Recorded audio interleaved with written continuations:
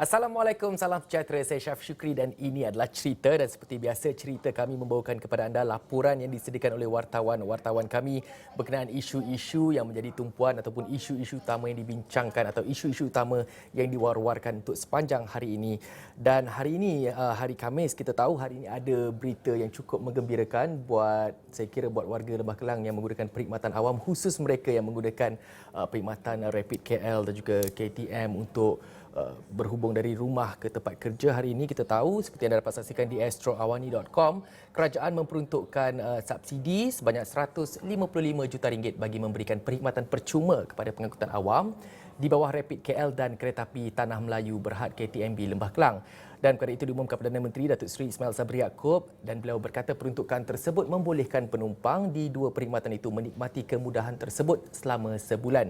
Dan memetik kata-kata Perdana Menteri sendiri, subsidi yang ditanggung oleh kerajaan sebanyak RM140 juta kepada Rapid KL untuk membolehkan penumpang mendapat tambang percuma. Dan selain daripada Rapid KL, KTMB iaitu komuter Lembah Kelang juga akan mendapat tambang percuma selama sebulan. Jadi selain daripada pengangkutan awam di bawah Rapid KL, di bawah KTM iaitu komuter Lembah Kelang juga akan mendapat tambang percuma bermula hari ini, dan subsidi yang akan dikeluarkan adalah berjumlah RM15 juta. Dan kita nak bersama dengan rakan setugas Asimi Muhammad yang membuat liputan dengan pengumuman yang dibuat oleh Perdana Menteri ini. Jadi Asimi, mungkin Asimi boleh ceritakan secara dengan lebih lanjut lagi, sebab Asimi berada di lokasi dan mendengar sendiri, dan Asimi membuat liputan mengenai pengumuman yang dibuat Perdana Menteri ini. Asimi.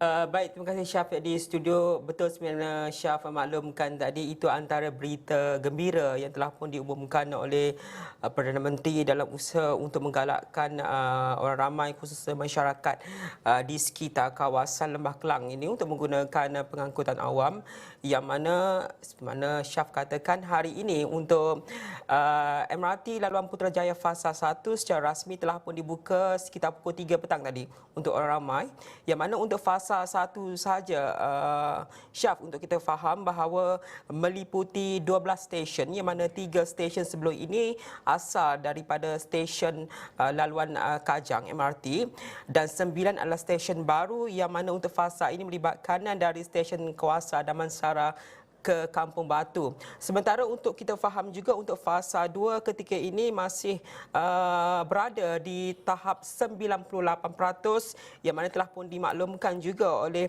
Datuk Seri Ismail Sabri Yaakob bahawa dijangka akan siap sepenuhnya pada Januari tahun depan, yang mana akan melengkapkan perkhidmatan MRT laluan Putrajaya ini yang melibatkan jajaran sebanyak 57.7 kilometer, lebih 36 stesen sebenarnya untuk keseluruhan.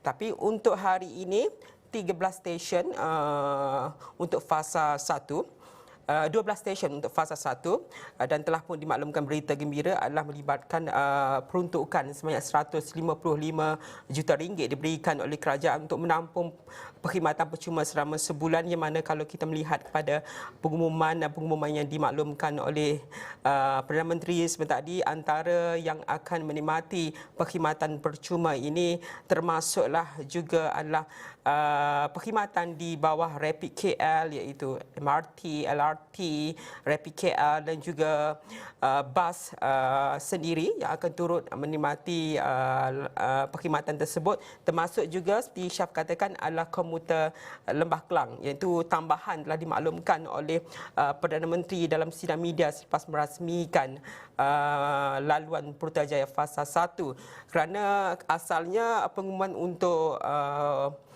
tambang percuma itu bagi perkhidmatan di bawah Rapid KL itu dimaklumkan di dalam ucapan perasmian pada sidang media, telah pun dimaklumkan secara terperinci tambahan untuk KTMB juga di Lembah Kelang, Syaf. Dan beberapa perkara-perkara lain juga turut disentuh oleh Perdana Menteri. Kalau kita melihat kepada bermulanya untuk MRT laluan Putrajaya Fasa 1 ini digambarkan oleh Perdana Menteri bahawa ia akan meningkatkan lagi sistem infrastruktur dan juga jaringan hubungan antara komuniti khususnya yang berada di sekitar jajaran tersebut, dan turut ditekankan juga akan memberikan manfaat khususnya kepada kawasan-kawasan yang lama dan yang sebelum ini tidak membangun apabila adanya perkhidmatan operasi MRT laluan Putrajaya ini. Syaf, dan juga antara perkara-perkara lain yang boleh saya sentuh sedikit adalah mengenai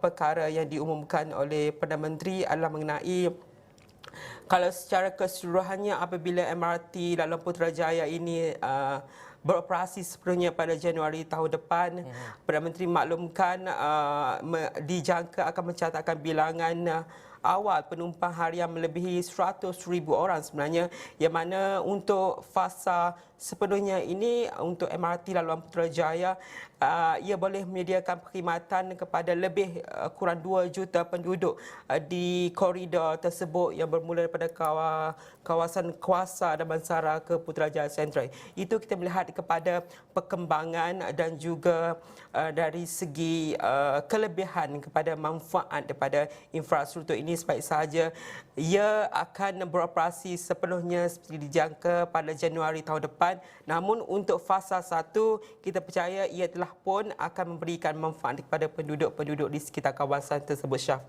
Baik Asimi, saya ada tengok di Insta story Asimi hari ini.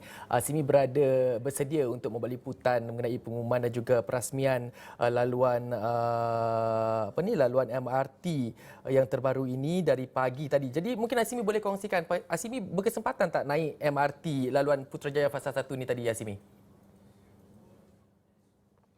Okey, baik, kalau ikutkan Syaf, ini kali kedua untuk saya merasai peluang. Kalau ikutkan lebih kurang minggu lepas kita dah pergi buat tinjauan untuk persiapan sebelum MRT laluan Putrajaya ini buka secara rasmi hari ini. Dan ini kali kedua. Untuk kali kedua ini kita melihat kepada sambutan dari segi persiapan, dari segi kehadiran ramai sebenarnya, bukan sahaja daripada kalangan kita media, ada juga media-media antarabangsa yang turut membuat liputan khususnya untuk memberikan gambaran kepada impak pada pembukaan MRT laluan Putrajaya ini itu sendiri. Selain daripada Perdana Menteri Datuk Seri Ismail Sabri Yaakob, hadir sama juga hari ini adalah Menteri Kewangan Tengku Datuk Seri Zafrul Tengku Abdul Aziz dan juga Menteri Pengangkutan Datuk Seri Wee Ka Siong, yang mana kita melihat kepada saya tak sempat melihat penumpang untuk hadir sebenarnya sebab kita balik sebelum pukul 2 petang. Saya balik tugasan liputan ini kerana operasi dibuka kepada orang awam ada sekitar 3 petang. Tapi kita dah nampak sebenarnya, Syaf, di luar kawasan stesen MRT Kampung Batu itu dah ada penumpang yang menunggu masa untuk masuk ke MRT stesen Kampung Batu itu. Jadi kini kita melihat kepada sambutan yang agak memberangsangkan. Kalau kira sebelum pukul 3 petang tu sudah ada individu-individu yang menanti untuk menggunakan perkhidmatan tersebut, dan kita menjangkakan bahawa dengan adanya perkhidmatan atau kemudahan-kemudahan lain seperti bas perantara sebanyak 13 sebenarnya, ini mungkin juga akan merancakkan lagi sambutan pada MRT laluan Putrajaya ini, khususnya tempoh sebulan ini, Syaf, kerana kita percuma kan. Jadi baik Asimi, itu Asimi dah menceritakan mengenai pelancaran laluan laluan MRT laluan Putrajaya fasa 1 sebentar tadi dengan Perdana Menteri Datuk Seri Ismail Sabri Yaakob merasmikan laluan tersebut. Jadi Asimi, pastinya ketika kita membuat liputan banyak isu-isu lain yang bersangkut paut, bukan saja melibatkan isu MRT semata-mata akan menjadi tumpuan para wartawan. Lebih-lebih lagi apabila berkesempatan untuk bertemu dengan Perdana Menteri Datuk Seri Ismail Sabri Yaakob ketika sidang media tersebut. Jadi Asimi, saya tertarik ada juga laporan yang Asimi tuliskan di sini ya. Tiada mana-mana Perdana Menteri bincang tarikh pilihan raya secara terbuka. Saya bacakan sikit sebelum kita nak kongsikan kita nak tanya Asimi lebih lanjut sebentar lagi.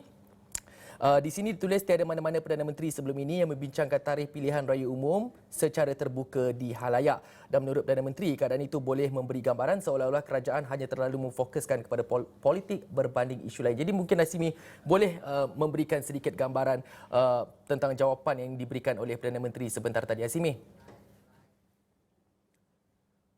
Betul, ini jelas sebenarnya apa yang dimaklumkan oleh Perdana Menteri bahawa ketika ini fokus kerajaan adalah bukan sahaja kepada isu politik, kerana ditegaskan oleh Perdana Menteri adalah ketika ini keadaan politik stabil.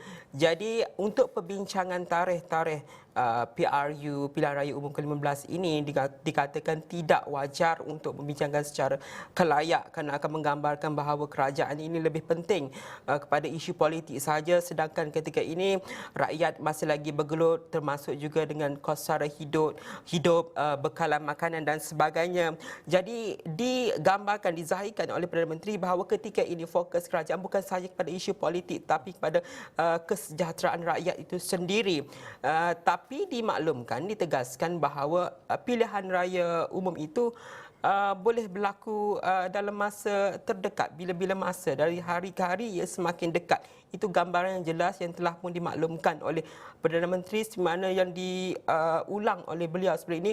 PRU ke-15 itu bila-bila masa sahaja boleh berlaku sekiranya Barisan Nasional itu bersedia. Namun ketika ini fokus kerajaan adalah untuk menstabilkan keadaan ekonomi dan juga kesejahteraan rakyat. Itu yang jelas mesej yang cuba disampaikan oleh Perdana Menteri hari ini bahawa bukan sahaja fokus kepada politik tapi isu-isu rakyat itu khususnya hari ini adalah untuk memfokuskan kepada infrastruktur pengangkutan. Bagaimana kesan daripada infrastruktur seperti laluan Putrajaya ini memberi impak kepada kemudahan ekonomi, kepada kesejahteraan rakyat untuk bergerak dan sebagainya, Syaf. Baik, terima kasih rakan setugas Hasimi Muhammad atas perkongsian tersebut. Kita membincangkan mengenai laporan di mana Hasimi berkesempatan untuk cover untuk hari ini, di mana Datuk Seri Ismail Sabri Yaakob, Perdana Menteri kita, merasmikan MRT laluan Putrajaya fasa 1, dan pastinya banyak lagi laporan yang dibawakan oleh Hasimi kerana seperti saya bincangkan dengan Hasimi tadi, fokus bukan saja kepada pembangunan infrastruktur tersebut, malah kepada pilihan raya, dan juga ada juga topik yang dibincangkan oleh Perdana Menteri di mana bincang bentuk imbuhan skuad Harimau Melaya atau FMM yang lebih layak. Itu semua anda boleh saksikannya di astroawani.com dan buletin-buletin Awani yang berikutnya. Jadi saya kira kita berhenti rehat seketika sebab sekejap lagi kita nak terbang ke negeri Bumi Kenyalang bersama dengan rakan setugas Fadilah Sulaiman. Berhenti rehat seketika, bertemu semula selepas ini.